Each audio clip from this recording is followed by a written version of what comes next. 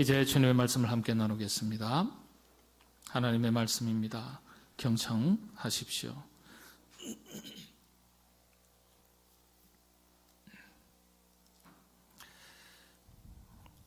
제자들이 떡 가져오기를 잊었음에 배에 떡 한 개밖에 그들에게 없더라. 예수께서 경고하여 이르시되 삼가 바리새인들의 누룩과 헤롯의 누룩을 주의하라 하시니 제자들이 서로 수군거리기를 이는 우리에게 떡이 없음이로다 하거늘. 아멘.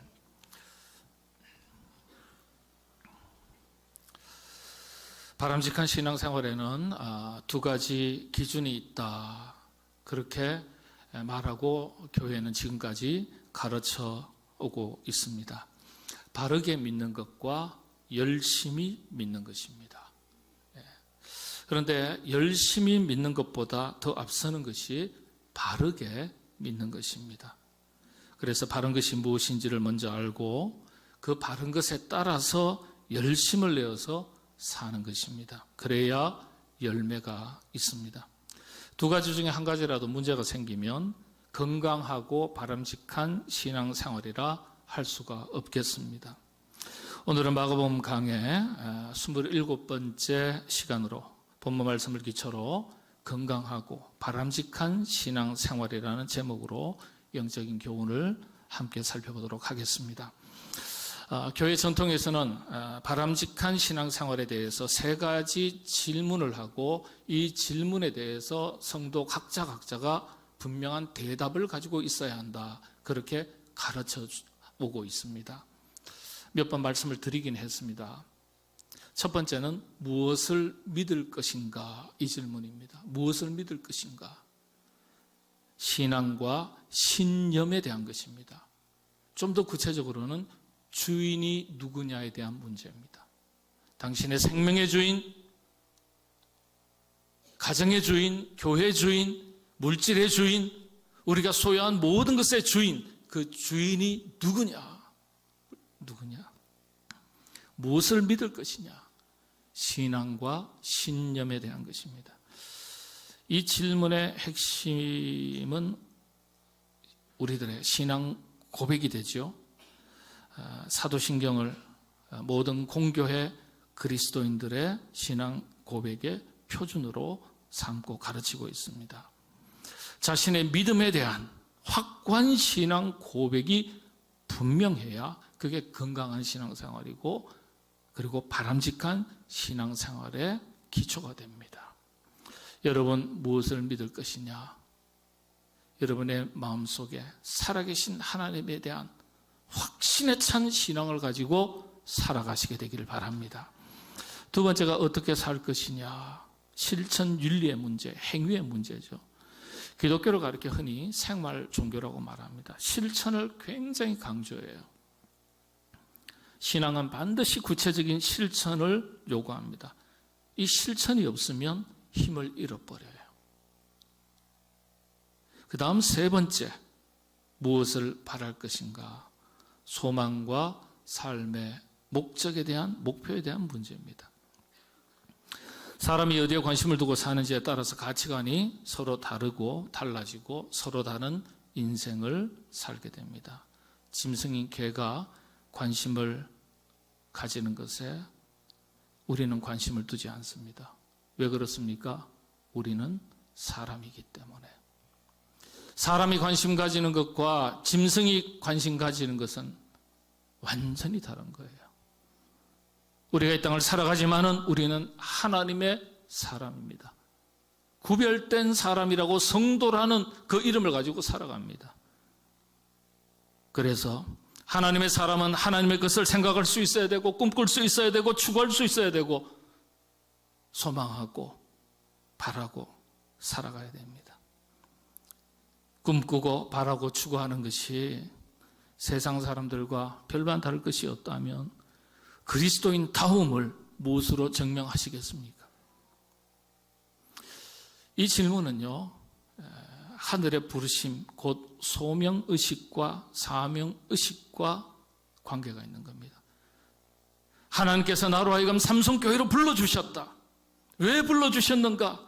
이 직분을 맡기시고 이 일을 감당케 하시기 위해서 사명을 주시고 사명을 감당하도록 하시기 위해서 나를 부르시고 이 사명을 맡겨주셨다. 부르신 것은 콜링, 소명의식이에요. 미션, 사명의식이에요. 건강한 그리스도인은요, 이 소명의식과 사명의식이 분명해야 돼요. 많고 많은 교회 중에 한번 가볼까? 와서 보고, 여기는 본인 기준이죠. 딴 데도 한번 가볼까? 왔다 갔다. 나무 한 그루도 옮겨 심어 보십시오. 해갈이 합니다. 몸살합니다. 열매 제대로 못 맺습니다. 하나님께서 나로 하여금 뜻이 계셔서 이곳에 부르셨다. 하나님께서 비록 작은 일 하나라도 하나님께서 나로 하여금 이 일을 감당케 하시기 위해서 나를 부르시고 사용하셨다. 이에 대한 내면 세계의 믿음의 확신과 분명한 자기 결단과 고백이 있어야 그게 건강한 신앙생활입니다. 바람직한 신앙생활이에요. 소명의식과 사명의식이 분명할 때 그리스도인다운 삶이 시작된다 말합니다. 이 점이 세상 사람들과 다른 점이에요. 이런 위에 방금 말씀드린 세 가지 질문에 대한 대답을 가르쳐 주는데 성경 전체가 다 가르쳐 주는 거예요. 그런데 무엇을 믿을 것인가? 아직도 믿음이 왔다 갔다 하시는 분, 확신이 없는 분 계실 수 있어요. 처음부터 확고한 믿음이 있는 분이 아니잖아요. 근데 가장 분명한 정답을 담은 교과서가 로마서입니다. 로마서. 믿음에 대해서 내면에 확신이 없고 살아계신 하나님에 대한 확신이 없고 구원을 받았다는 확신이 없는 분들은 이 로마서 읽어보셔야 돼요. 부록은 갈라디아서예요. 갈라디아서. 로마서와 갈라디아서는 우리의 믿음에 대한 교과서, 정답을 가르치는 교과서입니다. 성경 좀 읽으셔야 돼요. 그 다음에 그 믿음 위에서 우리가 어떻게 살 것인가, 실천윤리, 행위에 대한 건데 정답을 가르쳐주는 성경이 다 정답이 있지만은 탁 꼬집어서 뽑으라면 야고보서가 교과서입니다. 야고보서. 내가 믿는 바 어떻게 살아가야 할까, 살아낼까 고민이 있으신 분들 야고보서를 읽으시면 빨리 답을 좀 찾으실 수 있어요. 야고보서입니다. 행함이 없는 믿음은 죽은 것이라고 가르쳐 주시면서 하나님의 말씀이 우리와 가슴에 머물러 있는 것이 아니라 행동으로 실천하라는 말씀이에요. 그리고 세 번째, 우리가 그리스도인으로서 이 땅을 살아갈 때 무엇을 바라고 살 것인가, 어떤 소망을 품고 무엇을 추구하고 무엇을 꿈꾸고 우리 삶의 목표를 어디에 두고 삶의 목적을 어디에 두고 살 것인가. 세계적인 베스트셀러죠. 목적이 이끄는 삶. 그게 이 세 번째 질문에 대한 해답을 설명한 좋은 책이에요. 좋은 책. 먼저는 성경이죠. 또 우리 앞에 어떤 소망이 기다리고 있는가. 이 해답을 가장 분명하게 설명한 성경책, 교과서가 데살로니가 전서, 후서, 요한계시록입니다. 그러니까 성경 전체를 읽는 게 좀 부담스럽고 시간이 없으신 분들은 탁 찍어서 말씀드렸으니까 이런 것 읽으시고 여러분의 믿음의 깊이가 날마다 더해가시기를 바랍니다. 이 중에서 일반적으로 그리스도인들이 현실적으로 가장 많이 부딪히는 문제가 바로 어떻게 살 것인가. 이게 문제가 될 때가 많습니다. 우리가 예수님을 믿지만 소망하고 꿈꾸고 바라는 것, 추구하는 것이 믿음과 별 관계가 없는, 하나님 없는 비신앙적인 것들을 바라는 경우가 많이 있어요. 우선순위가 뒤바뀐 경우가 많이 있어요. 육의 사람은 육의 것을 먼저 생각하고 영의 사람은 영의 것을 먼저 생각한다. 사도 바울의 이야기거든요. 정답이에요. 그 사람이 무엇을 꿈꾸고 어떤 삶의 목적을 두고 어떤 목표를 가지고 사느냐, 그걸 가만히 들여다보면요, 예수 믿는 사람과 안 믿는 사람의 차이점을 발견할 수 있습니다. 두 번째, 세 번째 질문과 대답에서 우리의 믿음과 우리의 삶이 일치하느냐, 그렇지 못하느냐, 이게 결정이 되고 얼마나 그리스도인다운가, 이것이 결정이 됩니다. 여러분들 신앙생활 하실 때 건강하고 바람직한 신앙생활, 이런 기준을 가지고 자신을 거울처럼 비춰보시고 적용하시고 항상 건강한 생활, 바람직한 신앙생활, 그렇게 하셔야 열매가 있는 거예요. 그런 열매 있는 신앙생활 잘 감당하시게 되기를 바랍니다. 오늘 본문은요, 그 유명한 칠병이요. 목사님 오병이 아니에요. 칠병이어도 성경에 있어요. 오병이어만 있는 줄 알았는데 이렇게 말씀하시면 곤란해요. 칠병이어입니다. 칠병이어 사건 직후에 예수님과 제자들이 나눴던 대화예요. 자, 오병이어는 몇 명 먹이셨죠? 5,000명 먹이셨다 그래요. 실제로는 16,000명에서 2만 명, 15,000명에서 2만 명 사이라고 이야기합니다. 왜냐하면 남자만 계수했기 때문에, 장정만 계수했기 때문에 아이들, 여성들 다 빠졌거든요. 자, 그러면 칠병이어는 몇 명 먹이셨죠? 3,000명인가 이러면 좀 곤란해집니다. 피차 4,000명이에요. 4,000명. 예. 자, 4,000명을 먹이신 이후에 다시 길을 떠나시는 과정에서 배를 타셨는데 제자들이 그만 끼니를 챙기지를 못한 거예요. 끼니를 넉넉한 채울 때울 떡을 넉넉하게 가져오는 것을 깜빡 잊어버렸던 것 같아요. 보자기 펼쳐보니까 몇 개가 있는 거예요. 오늘 14절에 보니까 제자들이 떡 가져오기를 잊었으며 배에 떡 1개밖에 그들에게 없더라. 떡 하나만 딸랑 있는 거예요. 깜빡한 거죠. 그런데 예수님께서 그때 뜬금없이 누룩 얘기를 하시는 거예요. 상식적으로는 오후 그냥 사역은 접어. 배가 고픈데 어떻게 힘 빠져가지고 사역 하겠냐? 아니면 강 건너편 저편에 가서 때거리부터 먼저 구워서 먹고 힘을 얻어서 그 다음에 다시 천국 복음 전하자. 이렇게 하시든지 그렇게 하셔야 되잖아요. 아니면 책 마시면 너는 왜 이렇게 맨날 줄줄 새냐? 이렇게도 얘기하실 수 있고, 우리가 일상적인 대화 수준을 가지고 본다면 그렇게 할 수 있는데 갑자기 떡이 1개밖에 없습니다. 그런데 예수님께서 제자들에게 뜬금없이 누룩 얘기하시면서 바리새인들과 헤롯의 누룩을 조심해라. 전혀 관계없는 듯한 말씀을 하신 거예요. 근데 제자들이 예수님의 말씀을 듣고 생각하기를 항상 떡하면 누룩을 생각하게 되니까요. 떡이 부드러워지려면 누룩을 넣어야 되거든요. 부풀어오게 하죠. 그러니까 떡 그러면 항상 누룩을 같이 생각하게 되는 거예요.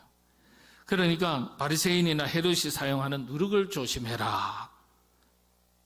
흔히 하는 말로 이 말씀을 어떻게 받아들였냐면 그들이 부정한 누룩을 사용하거나 혹시 독약을 탈지도 모르니까 조심해라.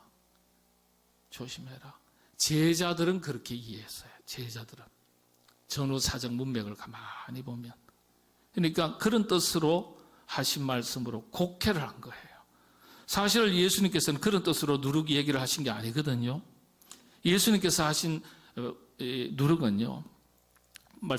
바꿔서 말씀드리면 과거에는 옛날에는 이 왕이나 귀족들이 정적을 제거할 때 음식물에 독약을 많이 탔어요. 그래서 누룩 대신에 독약을 타기도 하고 이럴 수도 있으니까 조심해라.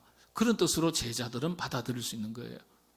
또 그들의 부정한 손으로 누룩을 사용해서 빵을 만들 수도 있으니까 그들이 사용하는 누룩은 절대 손대지 마라. 혹시라도 길거리에서 사고 팔고 할 때 누룩이 없다고 그들에게 가서 누룩을 구하거나 이러지 말라. 그런 뜻으로 받아들인 거예요. 예수님은 그런 뜻이 아니죠. 예수님 말씀하신 누룩은요, 바리새인들의 가르침과 헤롯의 명령을 의미하는 것입니다.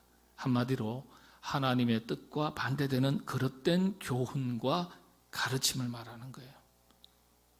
특히 예수님께서 주의하라고 하신 바리새인과 헤롯의 누룩, 그들의 교훈과 가르침의 문제점이 무엇이라고 지적하셨습니까? 예수님께서는요. 예수님께서 하신 말씀들을 바리새인 헤롯의 누룩은요, 겉과 속이 다른 것이라고 설명하셨어요. 그래서 바리새인들에게 가장 많이 사용하신, 책망할 때 사용하신 말씀이 뭐냐면 이 회칠한 무덤 같은 자들아.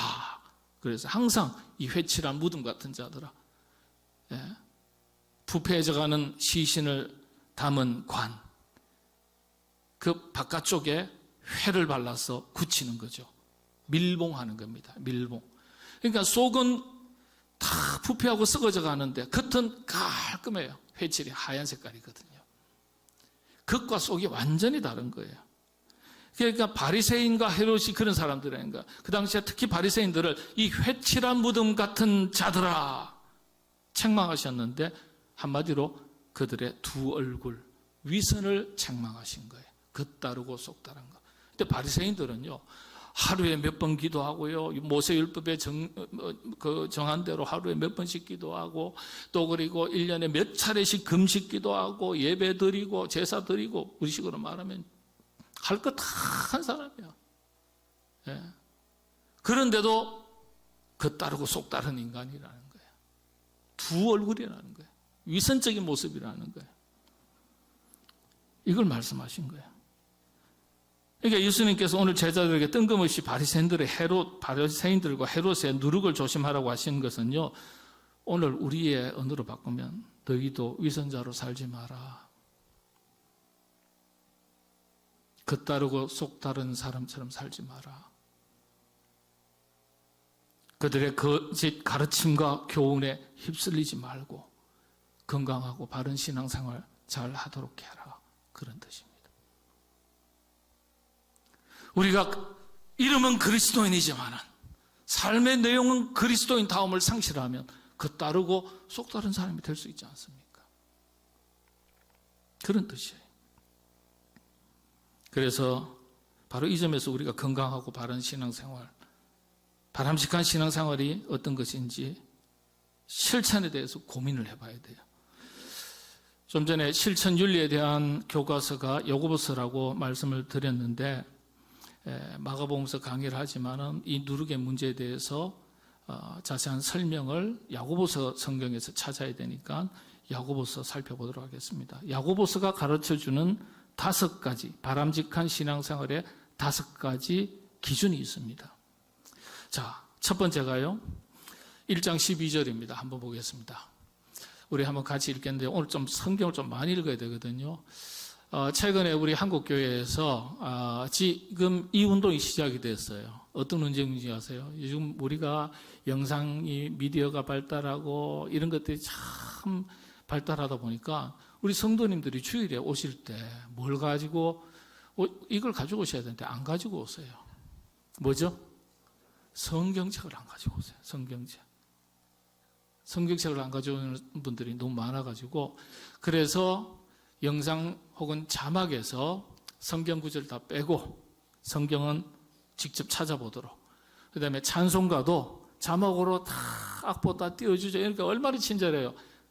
막 그거는 좀 괜찮은데 성경 자체를 안 들고 온다는 거예요. 목사님 핸드폰에도 성경책이 있어요. 또 그러면 또 곤란해져요. 네, 뭐 그것도 그건 괜찮아요. 중요한 것은 여러분, 우리 영어에서 out of mind, out of sight 그랬어요. 예?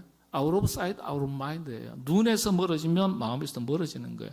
마음에서 멀어지면 물론 눈에서도 멀어지겠지만은 영어에서는 out of sight이 먼저예요. 눈에서 멀어지면 마음에서 멀어지는 거예요. 우리가 늘 하나님의 말씀을 가까이 하는 것이 중요하거든요. 여러분, 일주일 동안에 여러분 하나님의 말씀을, 성경책을 일주일에 몇 번 펴보셨어요? 몇 번 펴보셨냐고요? 한번 생각해 볼 일입니다. 생각해 볼 일이에요.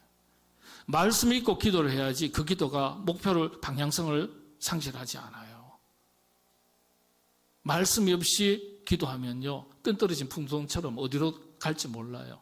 자기 욕심을 따라서 생각을 따라서 기도의 방향성이 왜곡될 수 있습니다. 그걸 잡아주는 게 말씀이거든요. 그 말씀 있고 기도해야 되는 거예요. 예. 자, 그래서 1장 12절 한번 보겠습니다. 자, 시험을 참는 자는 복이 있나니 이는 시련을 견디어낸 자가 주께서 자기를 사랑하는 자들에게 약속하신 생명의 멸류관을 얻을 것이기 때문이라. 첫 번째, 바람직한 신앙생활. 첫 번째 실천상, 시련과 시험을 잘 참는 것. 잘 참는 것. 우리가 살아가면서 온갖 종류의 시련과 역경 다 겪게 됩니다. 근데 야고보서 1장에는 두 가지 종류의 시험이 있는데요. 이건 찾지 않겠습니다. 시험 관계에서. 하나님께서 주시는 시련이 있어요. 그건 1장 2절에 기록되어 있어요. 2부 예배 때는 읽었는데 3부 예배 때는 시간이 오버될지 모르기 때문에 생략합니다. 감사하죠? 예. 읽을까요? 1장 2절. 여러분 1절에 한 번 교회 오셔가지고 좀 재밌는 영화 한 편 보아도 1시간 반, 2시간 보시는데 1시간 반 정도 2시간 예배는 드려야죠. 1장 2절 같이 읽겠습니다. 내 형제들아 너희가 여러 가지 시험을 당하거든 온전히 기쁘게 여기라. 시험을 겪고 만나거든 기쁘게 여기라. 이 뭔 일입니까? 영어성경에서는 테스트예요. 다시 말하면 하나님께서 우리를 훈련의 과정으로서 주시는 시련, 그게 있다는 거예요. 테스트입니다. 예. 이건요 우리가 잘 인내하면 돼요. 겸손함으로 순종하면 믿음이 깊어지고 그 믿음에 따라서 하나님께서 우리에게 상급을 주시는 겁니다. 그러니까 시련과 시험을 잘 이기는 것. 예. 그런데 이에 반하는 시련이 있습니다. 자기의 욕심과 혈기, 정욕 때문에 생기는 시련. 1장 14절. 오직 각 사람이 시험을 받는 것은 자기 욕심에 끌려 미혹 때문에, 여기서 시험은 템테이션이라고 해서 유혹입니다. 우리의 믿음을 꺾고 버리게 하고 하나님과 등지게 하는 것. 그런데 이게 외부로부터 오는 것이 아니라 자기 욕심과 혈기, 정욕 때문이다 그랬어요. 정욕 때문이다. 자기의 불신앙과 무지와 욕심 때문에 스스로 자초하는 시련을 말합니다. 이건 어떻게 해야 되죠? 하나님 주시는 훈련의 과정으로서 시련은 인내를 하면 돼요. 요거는요 회개해야 됩니다. 회개. 예. 자, 두 번째 빨리 넘어가겠습니다. 두 번째 바람직한 신앙생활, 두 번째 실천상. 예. 행함이 있어야 된다. 행함이, 실천, 행함이 뒤따르는 신앙. 야고보서 2장 14절, 20절, 22절. 자, 빨리 읽겠습니다. 내 형제들아 만일 사람이 믿음이 있노라 하고 행함이 없으면 무슨 유익이 있으리요? 그 믿음이 능히 자기를 구원하겠느냐? 아, 허탄한 사람아, 행함이 없는 믿음이 헛것인 줄을 알고자 하느냐? 네가 보거니와 믿음이 그의 행함과 함께 일하고 행함으로 믿음이 온전하게 되었느니라. 온전한 믿음은 하나님의 말씀을 있는 그대로 실천하는 것. 이게 온전한 믿음이라는 거예요. 온전한 믿음. 예. 여러분들 하나의 말씀을 받았으면 그 말씀을 어떻게든지 자기 삶 속에 적용해서 실천해서 하나님 기뻐하심과 열매 있는 신앙생활 하시게 되기를 바랍니다. 세 번째, 야고보서 3장 2절. 야고보서 넘어서면 또 여러 가지 바람직한 신앙생활에 대한 기준들이 있지만은 적어도 행위에 있어서 바람직한 것, 그건 야고보서의 5가지 내용이 중요합니다. 세 번째, 같이 읽겠습니다. 우리가 다 실수가 많으니 만일 말에 실수가 없는 자라면 아멘. 말에 실수가 없어야 된다. 여러분 말 때문에 고생하는 사람이 참 많습니다. 제가 대학 다닐 때 참 재밌게 공부한 철학 분야에 한 부분이 있는데 분석 철학입니다. 언어 분석, 그 중에서도 언어 분석이라는 게 있어요. 언어 분석, 철학 공부할 때 Logical Analysis라고 합니다. 이게 그 사람을 무엇으로 아느냐? 이 김영석이라는 사람을 무엇으로 아느냐? 언어 분석에서는 그 사람의 말을 분석하면 그 사람의 본질이 나온다. 이 이론의 출발점입니다. 말에 실수가 없어야 성숙한 사람, 온전한 사람이다. 성경 말씀입니다. 기독교 2000년 역사의 경건운동, 수도원운동이 계속해서 끊임없이 이어져 왔는데 모든 운동 중에서 빠지지 않고 변치 않는 공통적인 훈련 하나가 있습니다. 그게 바로 침묵훈련입니다. 말 많이 하고 말을 해서 실수를 많이 하니까 우리 입을 다스리기 위한 훈련을 하는 거예요. 아주 중요하게 생각해서 침묵훈련을 합니다. 침묵하는 가운데 내면의 영적인 힘을 기르는 것이에요. 말에 실수가 없다는 것, 구체적으로 또 어떤 의미일까요?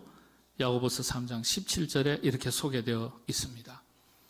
오직 위로부터 난 지혜는 첫째 성결하고 거룩하고 구별되고죠. 다음에 화평하고 관용하고 양순하고 긍휼과 선한 열매가 가득하고 편견과 거짓이 없나니. 말과 행실과 인격이 성결하고 그런 뜻입니다. 세상 사람들이 사용하는 상스러운 말과 세속적인 표현을 절제하고 다스리는 걸 말하는 겁니다. 여러분, 사람의 내면의 혈기가 어떻게 나타나느냐? 대체로 말로 나타납니다. 말을 보면 그래서 그 사람에게 혈기가 있는지 없는지 알 수 있습니다. 그래서 첫째는 혈기의 말을 다스리고, 바로 3장 17절이 그런 뜻입니다. 두 번째는 화평하고, 화평은 관계를 말하죠. 그 세 번째는 관용하고 너그러운 걸 말합니다. 자기 자신에 대해서는 철저하고 이웃에 대해서는 좀 너그러워야 돼요. 그런데 사람들은 대체로 반대의 경우가 많지 않습니까? 영적으로 깊어지면 깊어질수록 상대방에 대해서는 너그럽고 자기 자신에 대해서는 엄격해지는 거예요. 그게 성숙한, 바람직한 신앙생활이에요. 화평케 하는 자, 18절 볼까요? 그 다음, 화평하게 하는 자들은 화평으로 심어 의의 열매를 거두느니라. 화평한 것, 좋은 관계를 말하죠. 여러분, 성경에서 의의 열매 그러는데, 의라는 단어는 구원이라는 단어로 혹은 기쁨이라는 단어, 이 두 단어로 바꾸면 문맥에 하등의 문제가 없어요. 그러니까 의자라는 단어가 나오면 무조건 구원이라는 말로 바꿔보시고, 문맥이 그래도 이해가 잘 안 되면 기쁨이라는 단어로 바꾸면 문맥이 정확하게 다 맞아떨어집니다. 구원, 기쁨입니다. 하나님께서 우리 내면 세계에 뭐 크게 많은 물질을 쌓아놓은 것도 아닌데, 크게 뭔가 성공한 것도 아닌데, 그런데 다른 사람이 볼 때는 별 볼 일 없는 것 같은데, 평범한 것 같은데, 일상을 사는 것 같은데, 항상 마음이 편안해요. 기쁨이 있고요. 평안해요. 어떤 사람에게 주시는 선물인 줄 아세요? 화평하게 살아가는 사람, 좋은 관계를 맺고 살아가는 사람들에게 주시는 선물입니다. 선물이. 이건 물질로부터 오는 것도 아니에요. 어떤 성공으로부터 오는 것도 아니에요. 우리가 예수님 믿는다는 것은 바로 이런 은혜를 하나님으로부터 얻고 누리기 위해서 예수님 믿는 거 아니겠어요? 구원 빼고 나면. 그렇잖아요. 아멘이 없네요. 뭐 힘드세요? 예? 그러니까 여러분들, 화평케 하는 자 복이 있나니 하나님의 아들이라 일컬음을 받을 것이며. 8가지 팔복은 그리스도인의 성품에 관계된 겁니다. 성품에 관계. 내면 세계의 인격이에요. 인격. 예, 참 중요한 겁니다. 이런 거 전부 다 여러분 암송하셔야 돼요. 예. 자, 네 번째 바람직한 신앙생활의 실천상 4장 1절입니다. 너희 중에 싸움이 어디로부터 다툼이 어디로부터 나느냐? 너희 지체 중에서 싸우는 정욕으로부터 나는 것이 아니냐? 정욕, 욕심을 잘 다스려라. 이 바람직한 신앙생활의 네 번째 조건이 욕심 잘 다스리라는 거예요. 예.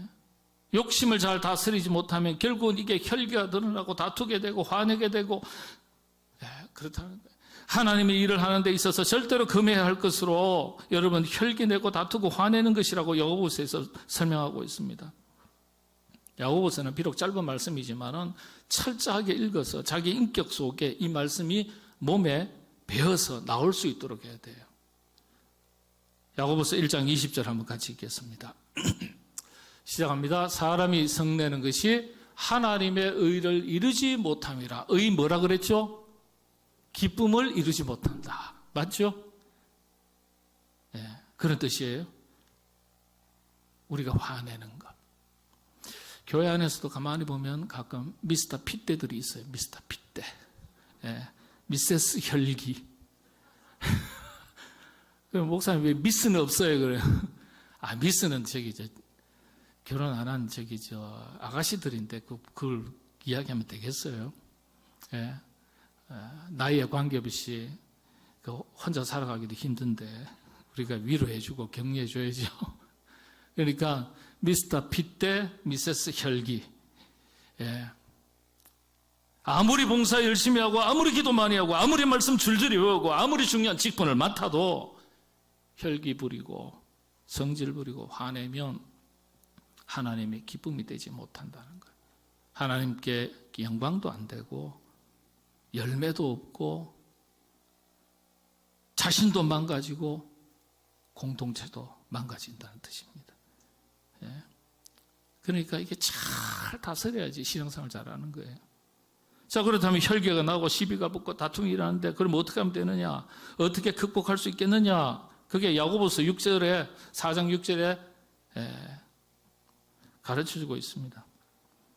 6절 4장 6절입니다.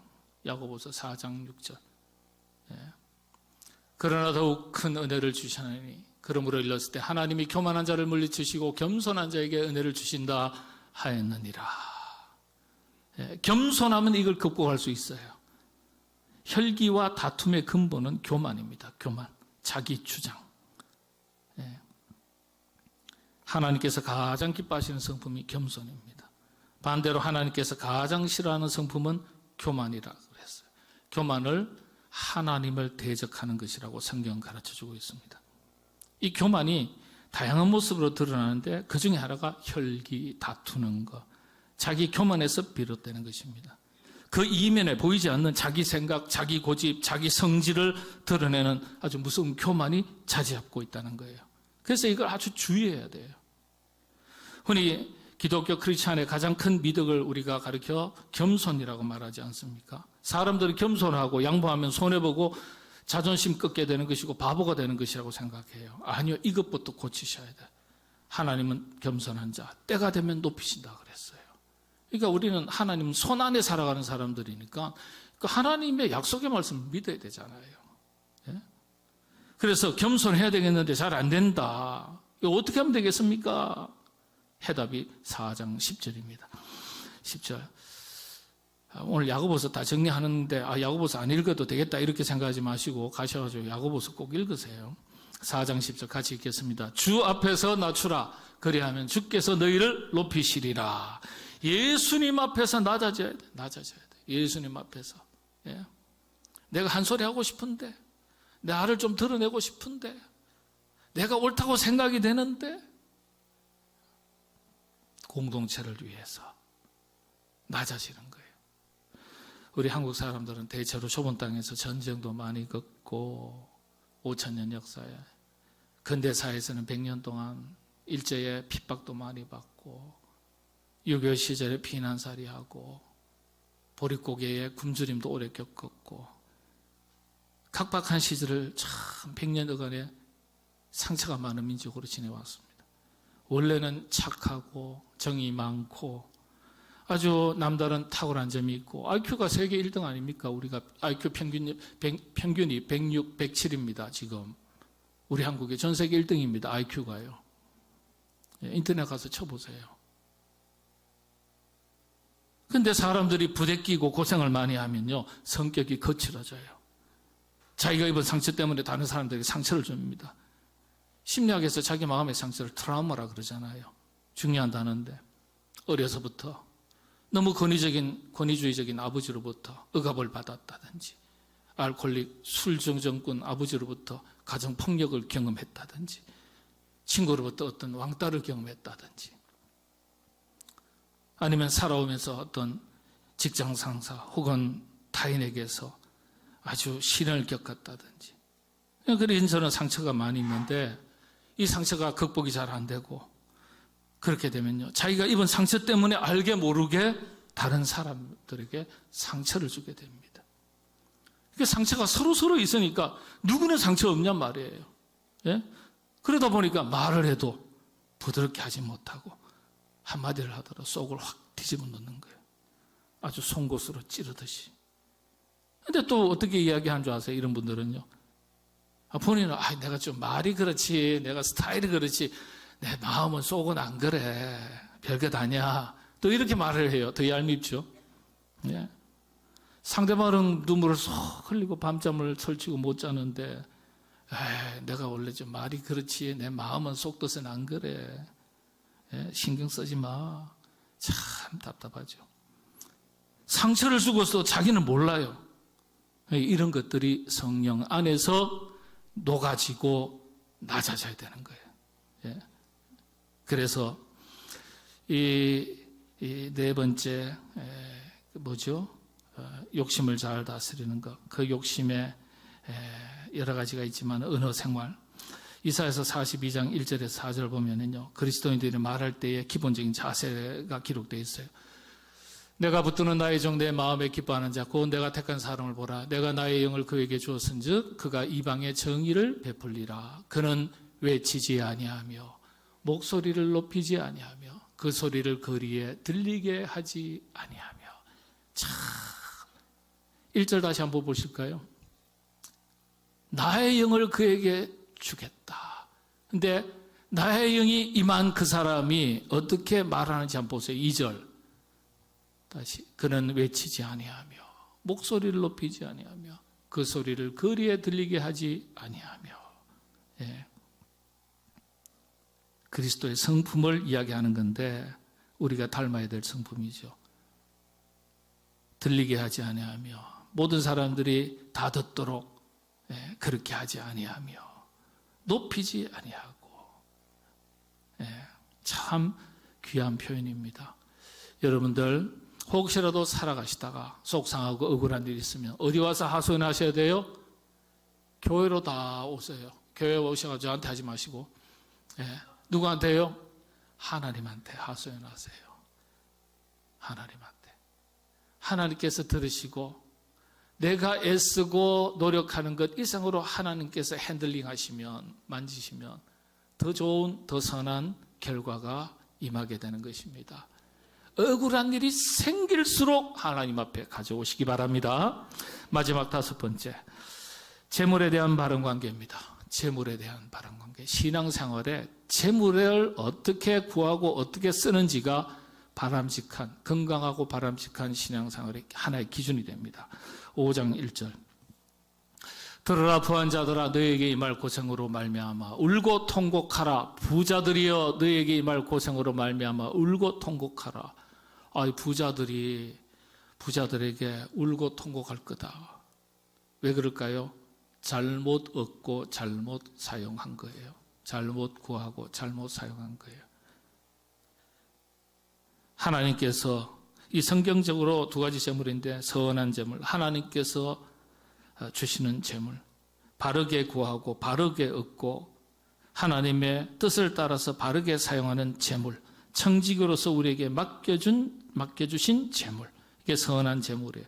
악한 재물은요, 자기 욕심에서 비롯된 수단과 방법을 가리지 않고 쌓아온 재물, 하나님 자리에 대신에 있는 재물, 하나님보다 더 귀하게 여기고 그 재물을 얻고자 수고를 아끼지 않아서 얻은 재물, 이건 하나님 보실 때는 악한 재물이에요. 재물을 사용할 때 나를 드러내는 수단으로 사용하면 하나님의 때때로 그 재물을 거둬가시는 거예요. 여러분 간혹 교회에서 자신이 드러나지 않기를 바라면서 겸손하게 헌물하고 헌금하는 분들이 계시죠. 반면에 헌금하고 헌물하면서도 겸손한 자세와 방법은 다 취하는데 자기의 선행이 드러나고 헌신이 드러나고 또 자신이 바로 그런 성경적인 겸손함을 좀 갖춘 사람인 것으로 드러나기를 바라는 마음 속에서 그렇게 하는 경우가 있을 수도 있어요. 차라리 드러내놓고 자랑하는 것보다 더 무서운 교만이 그 속에 있을 수 있습니다. 교회는 이런 교만을 경계하셔야 돼요. 무엇으로 아느냐? 무엇으로 알 수 있습니다. 나중에 사람들이요, 내가 한 일에 대해서, 내가 헌신한 일에 대해서, 내가 드리고 베푼 일에 대해서, 섬긴 일에 대해서 몰라줄 때 갑자기 막 서운하고 섭섭한 마음이 막 들어요. 바로 이것이 순수한 겸손에서 좀 비켜나는 것이라고 얘기할 수 있겠죠. 그러니까 섬기고서는 섬기고 나누어 준 것을 잊어버리는 것이 좋은 일이에요. 물론 인간은 사랑받고 인정받고 싶은 본능을 가지고 있기 때문에 좀 몰라주면 서운할 수 있어요. 그 섭섭증 돌면 교회도 별로 못 고쳐요. 그러니까 이런 병을 예방하는 예방의학적 차원에서 어떻게 해야 돼요? 누군가 헌신하고 누군가 베풀고 나누면요, 얼른 쫓아가서 고맙습니다, 감사합니다 막 축복해 줘버려요. 그러면은 섭섭병이 자라나지도 않아요. 예. 지만 섬기는 줄 아나? 자기만 헌신하는 줄 아나? 어지간히 잘났다 이러시면 안 되는 거예요. 예. 우리가 그럼에도 불구하고 참 우리가 베풀고 나눈 것은 잘 잊어버려야 돼요. 받은 것은 그런데 잊어버리면서 준 것은 10년, 20년이 돼도 잘 안 잊어버려요. 이게 우리의 속성이에요. 그래서 재물 앞에서 바르지 못한 사람은 하나님 앞에서 온전한 사람이 될 수 없습니다. 예. 이렇게 우리가 온전한 사람, 바람직한 신앙생활을 하려고 노력하지만 잘 안 될 때 우리가 어떻게 해야 되느냐? 야고보서 전체가 해답을 주는데 1장 5절 이제 정말 마무리합니다. 1장 5절 같이 읽습니다. 너희 중에 누구든지 지혜가 부족하거든 모든 사람에게 후히 주시고 꾸짖지 아니하시는 하나님께 구하라. 그리하면 주시리라. 기도하라는 거예요. 기도하라. 우리가 기도하면 말할 수 없는 탄식으로 우리를 위해서 기도하시는 성령님께서 도와주신다는 뜻이에요. 기도하는 사람은 시련과 역경이 닥쳐와도 이겨낼 수 있어요. 영적인 힘이 생기니까. 두 번째, 5장 13절 14절 너희 중에 고난당하는 자가 있느냐? 그는 기도할 것이요 즐거워하는 자가 있느냐? 그는 찬송할 지니라. 고난과 시련이 올 때도 기도하고 즐겁고 기쁜 일이 있을 때도 기도하고 찬송해라. 그런 뜻입니다. 참 쉽죠?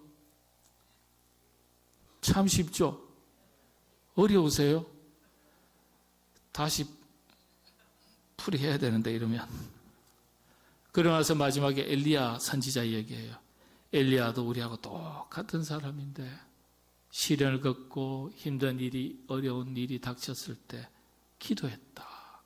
기도하니까 하나님께서 역사하셨다. 그리고 엘리야도 그런 성숙한 사람의 경지에 이르게 되었다. 그러니까 너희도 엘리야처럼 기도하는 사람이 되라. 찬송하고 기도하는 사람이 되면 엘리야 같은 사람, 믿음의 사람, 믿음의 깊이가 있는 사람이 될 것이다. 그렇게 가르쳐 주는 것입니다. 여러분, 오늘 이 시대를 살아가는 제2의 엘리야와 같은 하나님의 사람들 다 되시기를 바랍니다. 기도하겠습니다. 하나님, 바람직한, 온전한, 건강한 신앙생활을 하는 저희가 되기를 원합니다. 일러주신 말씀 마음판에 새기고 그렇게 힘써 살아갈 수 있도록 성령님 도와주시옵소서. 예수님의 이름으로 기도하옵나이다. 아멘.